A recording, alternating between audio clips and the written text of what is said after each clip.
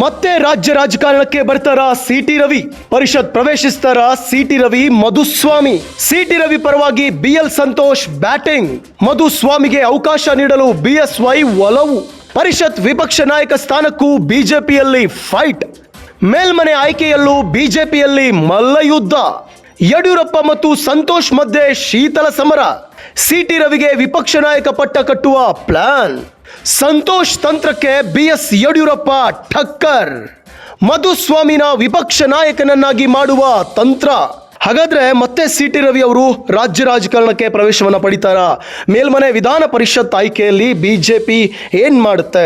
ಮೇಲ್ಮನೆ ವಿಧಾನ ಪರಿಷತ್ನ ವಿಪಕ್ಷ ನಾಯಕರ ಸ್ಥಾನಕ್ಕೆ ಬಿಜೆಪಿಯಲ್ಲೇ ಒಂದು ಟಫ್ ಫೈಟ್ ನಡೀತಾ ಇದೆ. ಇನ್ನು ಬಿಎಸ್ ಯಡಿಯೂರಪ್ಪ ಮತ್ತೆ ಸಂತೋಷ್ ಅವರ ಮಧ್ಯೆ ಒಂದು ಕೋಲ್ಡ್ ವಾರ್, ಒಂದು ಶೀತಲ ಸಮರ ನಡೀತಾ ಇದೆ ಅಂತ ಹೇಳ್ಬೋದು. ಸಿಟಿ ರವಿಯ ಪರವಾಗಿ ಬಿಎಲ್ ಸಂತೋಷ್ ಅವರು ನಿಂತ್ಕೊಂಡ್ರೆ, ಅದು ಇನ್ನು ಮಧುಸ್ವಾಮಿಯ ಪಕ್ಷಕ್ಕೆ ವಿಪಕ್ಷ ನಾಯಕನಾಗಿ ಮಾಡುವ ತಂತ್ರದಲ್ಲಿ ಯಡಿಯೂರಪ್ಪನವರ ವಿಚಾರ ಇದೆ ಅಂತ ಹೇಳಲಾಗ್ತಾ ಇದೆ.